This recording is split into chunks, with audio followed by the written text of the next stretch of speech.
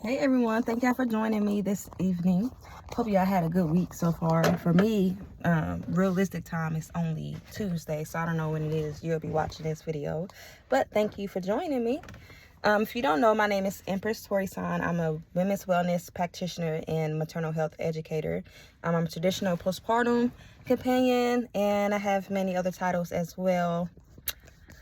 My favorite one being a ceremonialist, I guess. But anywho, today I wanted to talk about just a snippet of spiritual reasons for PCOS and how your emotions could be making your PCOS worse.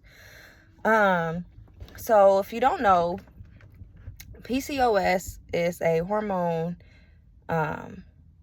imbalance. That's the main symptom of PCOS. You know, it can cause women to grow facial hair or unwanted hair in general. It doesn't have to be facial hair. It causes women to have low insulin levels or not be able to regulate and or create their proper amounts of insulin. And it also can cause mood swings, oversweating, hot flashes, insomnia. PCOS can disrupt your whole life if it just so happen to be someone with PCOS. But I don't know why that came out like that. But I wanted to touch bases with those that might be suffering from PCOS. If you didn't know, your hormones and your emotions go hand to hand. So this is how PCOS can come from 3 generations before you. Because let's say your third great grandmother was suffering, and she feels like she has to create a wall for you already, and this is 3 great grandmothers ago. So she's already pre-thinking of the future, how to keep y'all safe, how to not let the things that happen to her, or the stress, or maybe nutrition. Nutrition lifestyle plays a role in PCOS, of course, but the main root is usually emotional and spiritual health. So if she was already, going through different issues in life and her masculine energy was always up, that can increase the chances of her being a reason for her grandchildren or great-grandchildren, so on, to have PCOS. Because PCOS is when you have too much distorted masculine energy or too much masculine energy in general. Again, you always have your guard up. You always anxious. You always waiting for the next bad thing to happen.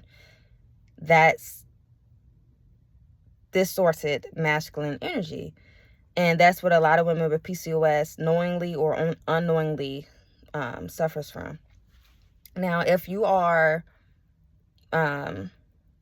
someone with PCOS, just ask yourself for a moment, how protective are you? Whether that's over yourself or those you love. Do you feel like you be going to the extreme when it comes to your protective energy? And when I say the extreme, I don't mean like something clearly very valid or, that's reasonable to be overprotective. But think of when it's simple moments, or have anyone else ever told you that you go to the extreme sometimes when it comes to your protective energy?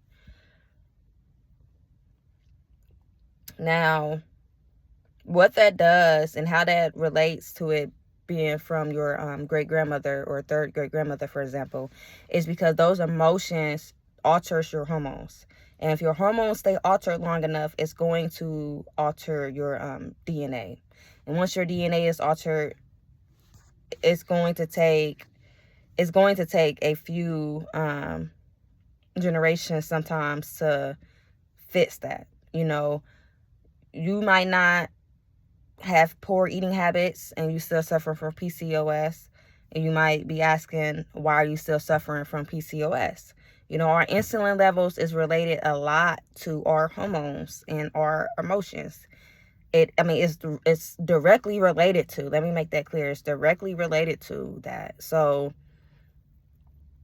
if you feel like you eat perfect, not necessarily perfect, you feel like you eat a balanced, healthy, nutritious diet, and have a healthy, nutritious lifestyle, you feel, for the most part, and you still suffer from these things, make sure you completely eliminate alcohol, red meat. For the most part, most people have to eliminate dairy. And then all processed sugars, try to eat clean as possible. And then some, you could already be doing that, again, like I just said, and it might not be doing as much as you like. Maybe you still have some lingering symptoms of PCOS and you cleared everything. Or maybe it hasn't helped at all.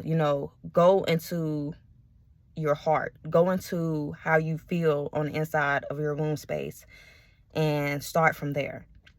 First you have to let the guards down, like free yourself from the shackles that don't even probably belong to you to begin with. Because again, it takes PCOS and endometriosis and some few other things a few generations to finally physically manifest into the next generation.